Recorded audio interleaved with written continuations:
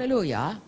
Jadi saudara dan saya, ya Galatia 5. Itu mengenai bagaimana orang ada kehendak daging, ada kehendak roh. Galatia 5 menyuruh kita tiap hari harus jalan dalam kehendak roh.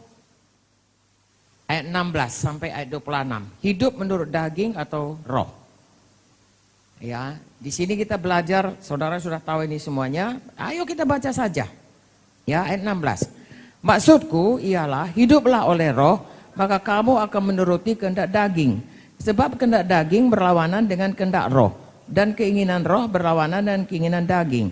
Karena keduanya bertentangan, sehingga kamu setiap kali tidak melakukan apa yang kamu kehendaki. Akan tetapi, jikalau kamu memberi dirimu dipimpin oleh roh, maka kamu tidak hidup di bawah hukum Taurat. Perbuatan daging telah nyata, yaitu percabulan, kecemaran, hawa nafsu, penyembahan berhala, sihir, perseteruan, perselisihan, iri hati, amarah, kepentingan diri sendiri, percideraan, roh pemecah, kedengkian, kemabukan, pesta pora, dan sebagainya.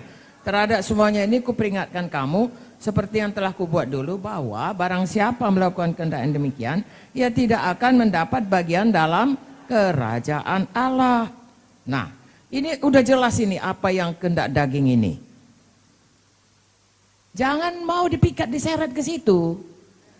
Haleluya. Nah, ini dia buah roh. Ya, ini saya ajari saudara baca demi baca. Ini cara saudara ya, ini cara saya lah. Bagaimana saya mempelajari Alkitab. Tentunya tidak secepat ini. Ya, biasanya saya buat itu kemudian saya renungkan lagi, lalu Tuhan ingatkan lagi kepada yang lain. Ini saya dengan cepat saya sampaikan kepada saudara. Saya mohon, saudara sungguh-sungguhlah mengasihi Tuhan. Saya mohon. Ya, tidak sempat saudaraku satu pelajaran ini saya sampaikan, tapi saya mohon ya, firman Tuhan ini adalah Tuhan sendiri. Saudara hormatilah firman Tuhan ini. Ya, belajar mengenai Tuhan sepenuh-penuh Kristus tinggal dalam saudara. Ya, saudara tidak bisa hanya misalnya mau gajah pegang ekornya aja. Oh, binatang ini ekornya kecil. Ya, padahal badannya gede. Ya, atau saudara lihat, oh, rupanya kakinya sebesar ini. Saudaraku, oke, tidak seluruhnya. Nah, makanya kalau kita merenungkannya, kita betul-betul fokus sama Tuhan dan betul-betul mau Tuhan hanya mau membukakan dirinya kepada orang bersungguh-sungguh hati mau mematuhinya. Ya, Tuhan tidak akan sembarangan saudaraku, sedangkan dia berkata jangan campakkan ya mutiaramu kepada babi. Artinya kalau babi itu tidak bisa menghargai, kalau kita tidak bisa menghargai firman-Nya, dia tidak akan menerangkannya. Tapi bagi orang yang karib dengan dia, Tuhan mau bicara rahasianya.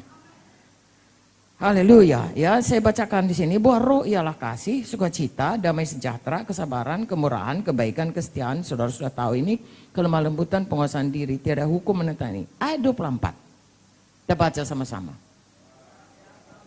Sekali lagi. Barang siapa menjadi milik Kristus, ia telah menyalibkan daging dan segala nafsu dan keinginannya.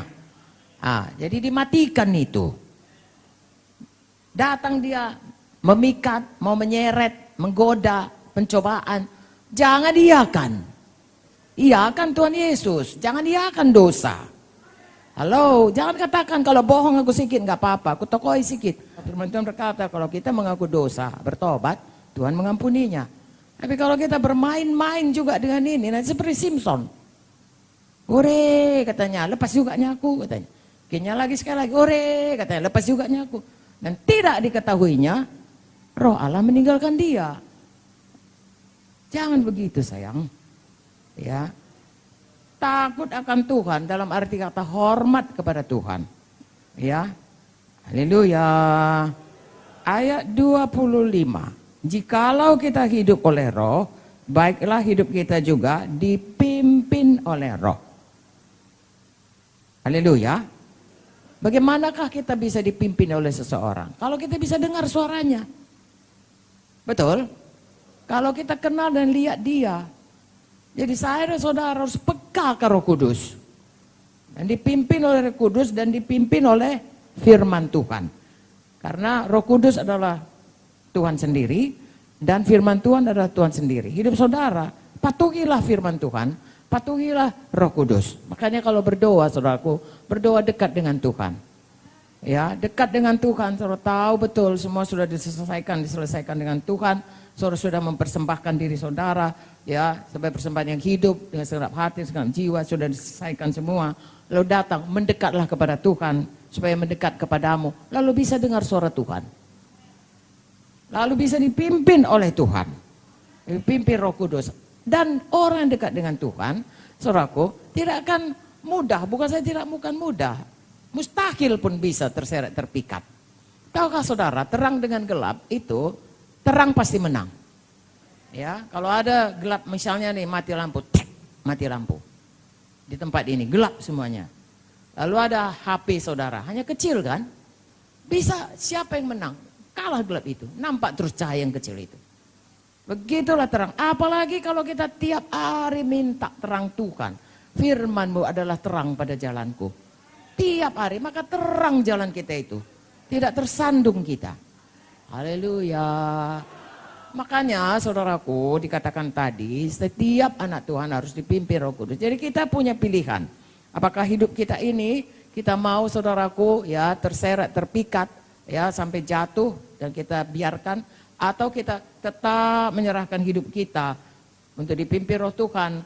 Untuk selalu saudaraku sebagai orang yang mempersembahkan tubuhnya, persembahan yang hidup, kudus, berkenan kepada Tuhan. Ada Roh Kudus bisa menolong. Ada Tuhan bisa memberi kemenangan, amin.